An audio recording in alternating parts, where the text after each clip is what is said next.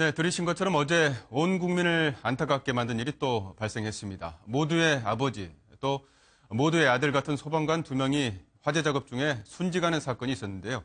자세한 이야기 나눠보도록 하겠습니다. 서울시립대 재진주 교수 나오셨습니다. 어서 오십시오. 네. 교수님, 일단 안타까운 사연 국민들이 다 들었을 텐데, 일단 1차 진압 때는 그 10분 만에 화재가 진압이 됐단 말이죠. 그런데 다시 또 불이 되살아났어요. 어떤 이유 때문에 다시 불이 났을까요? 한 6시간쯤 후에 재발화됐다고 네네. 추정되고 있는데 네. 남아있는 불씨가 살아났을 수도 있고 네.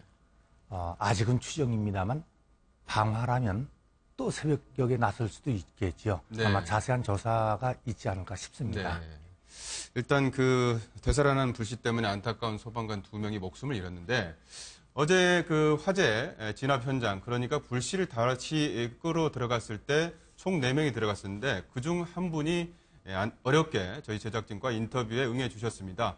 동료를 잃은 마음이 아직 다 가시지도 않은 상황에서 어렵게 인터뷰를 해주셨는데 일단 어떤 내용인지 목소리를 좀 들어보도록 하겠습니다. 바닥면에 그 잔불이 조금 남아있다가 재발화된 것 같아요. 바닥을 딛지 않고는 그 바닥에서 나오는 그 화재를 잡을 수가 없어서요. 그래서 할 수 없이 이제 들어가서 4명이서 작업을 했습니다.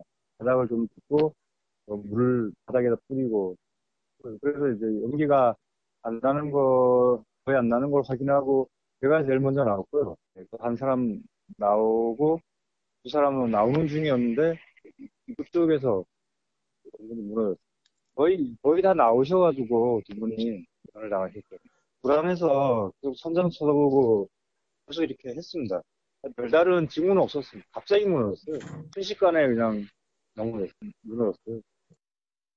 네, 그 인터뷰 내용을 좀 들어보면 일단 한 2가지 정도로 요약될 수가 있는데 일단 총 4분이 들어가셔서 지금 인터뷰에 응해주신 분이 먼저 나오고 또 동료 한 분이 나오고 나머지 2명이 나오는 순간에 갑자기 이제 변을 당하신 건데 입구 쪽부터 무너졌다 이렇게 이야기를 하셨단 말이죠. 예. 입구가 특별히 이렇게 좀 취약한 경우가 많습니까? 입구가 특별히 취약한 것만은 아니고 네. 목조 기와의 경우에는 네. 물을 먹으면 지붕 부분이 네. 엄청 무거워집니다. 네네. 지난번 남대문 화재 때에도 위에서부터 다 타다가 무너지지 않았어요. 네네. 밑에는 멀쩡한데 해서 물을 먹은 상태에서는 어디서부터 무너지든 네네. 무뎌질 개연성은 네. 충분히 있다고 네. 봐야 됩니다. 네. 그리고 또 인터뷰 내용을 보면은 순식간에 무너졌다 이런 이야기를 하시는데 순식간에 무너졌다. 보통 그 무너지기 전에 어떤 전조 현상, 예를 들어서 목재가 부러지는 아니면 무너지는 우직근 이런 전조 현상 같은 게 있지 않습니까? 대부분 그렇겠지만 이번 경우에는 네. 지붕을 받치고 있는 기둥이 피로가 심했겠죠. 물을 많이 먹은 상태니까. 네. 그러니까 갑자기 무너졌을 텐데 네. 그 사고라는 것이 갑자기 생기니까 나지 네네. 전조 현상이 항상 있는 것은 아니라고 봐집니다. 예. 전조 현상이 있을 수도 없고 없을 수도 있었는데 어제는 갑자기 갑자기 무너졌다. 무너졌다. 이런 예. 이야기인데 자 그렇다면 누가 어떤 이유 때문에 불이 났냐 이 이야기인데 보통 지금 우리가 정자를 봤을 때는 삼면이 막혀 있고 호텔 쪽에는 펜스가 쳐져 있지만 그물망이 없어서 누구나 들어갈 수 있단 말이죠. 네. 그러면 누가 들어가서 그 안에서 불을 피우거나 아니면 어떤 음식을 해 먹었거나 그런 상황을 예측해 볼 수가 있을까요?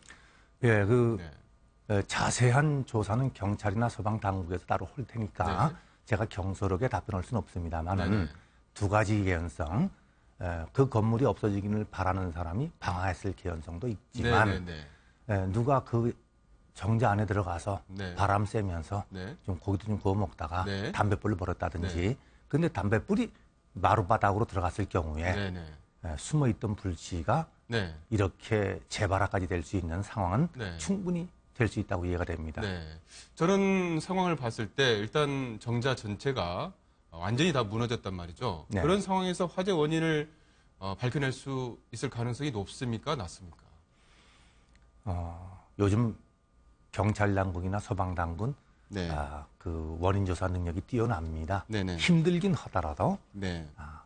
밝혀내거나 추정할 수 있을 거로 봐집니다. 예. 일단 안타까운 목숨을 잃으셨는데 두 분의 이영욱 소방이와 이호연 소방사 두 사람의 어떤 안타까운 사연이 계속 들리고 있는데 두 사람이 아버지와 아들 같은 사이였다면서요? 네. 네. 고참 소방관들은 아버지나 큰형벌 네. 많이 신뢰하고 또 따라 들어갔을 겁니다. 참 안타깝게 되었습니다. 네. 네. 일단 두 분 일단 순직하셨는데 그 정원에 턱없이 모자라는 정원 인력도 문제다 이렇게 이야기가 나오고 있는데 네. 소방 인원들이 그렇게 많이 부족합니까? 소방력 기준에서 정하고 있는 인원보다 많이 부족한 것은 사실입니다. 네네. 그러니까 많이 필요한 상태에서 근무하고 있을 겁니다. 네. 네. 지금 강원도 쪽만 하더라도 제가 잠깐 자료를 보면은 강원도의 그 소방 인력이 한 2,500명 정도 되는데 실제로 필요한 법정 인력은 4,400명이라고 합니다. 한 그러니까 50% 정도밖에 안 되는 건데 네. 전국적으로 그렇습니까? 어떻습니까? 전국적으로 거의 같은 네. 정도일 겁니다. 네. 상당히 정원이 상당히 부족한 상황인데 지금 저희가 한 10년 동안 그 수치를 좀 따져보니까 소방 화재 진압에 나섰거나 아니면 구조 활동을 하다가 숨진 분들이 10년간 51명이 됐습니다. 어제 2명을 포함해서. 예. 보통 한 10년에 5명, 1년에 5명이 돌아가신 꼴이 됐는데 네. 이런 위험 상황이 상당히 많지 않습니까? 상당히 네. 많은 것은 사실이지만 선진국, 네. 미국이나 일본 등에는 우리처럼 이렇게 순직자가 많지는 않습니다. 네. 네. 좀 안타까운 현실입니다. 네. 우리나라 그 소방관들 굉장히 어떤 일하는 상황이라든지 처우가 굉장히 힘든 상황인데 어떤 식으로 좀 개편이 돼야 될까요? 많은 인원이 근무한다든지 네. 여건이 좋아진다든지 하는 것은 누구나 바랄 수 있는 거지만 또 현실적으로 많은 예산이 부담되니까 힘들 수도 있습니다. 네네. 근데 소방공무원들이 바라는 게 있습니다. 좀 편히 근무하고 싶다 이런 네. 것보다도 네. 소방관이 기도라는 내용을 보면 네. 공포에 떨고 있는 저 노인과 네. 화재의 두려움에 떨고 있는 어린아이를 구하기 위해서 네네. 나에게 힘을 주십시오 하고 기도를 네. 합니다. 네네. 그리고 마지막 기도는 그러다가 하느님의 부름을 받아서 내가 가게 되면 네.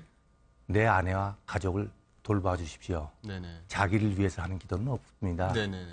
소방공무원들이 하는 것은 내가 한 일이 네. 사회에서 인정을 받고 보람을 받을 수 있는 여건만 된다면 네. 매우 열심히 열악한 근무 환경이라고 하더라도 네. 보람을 가지고 할 거라고 봐집니다. 네. 사회 전체적인 분위기가 네. 이들이 노고를 치하해주고 네. 보람을 인정해주는 분위기로 간다면 그 이외에 다른 근무 여건이 열악하다고 하는 것은 네. 큰 문제가 안 된다고 네. 봅니다. 오늘 교수님 마지막에 소중한 말씀 해주셨는데요. 정말 우리 모두의 아버지와 아들 같은 두 분인데요. 안타까운 소식 저희가 전해드렸고요. 열악한 근무 환경 빨리 개선됐으면 하는 마음이 있습니다. 지금까지 재진주 서울시립대 소방방재학과 교수였습니다. 교수님 오늘 말씀 고맙습니다. 감사합니다.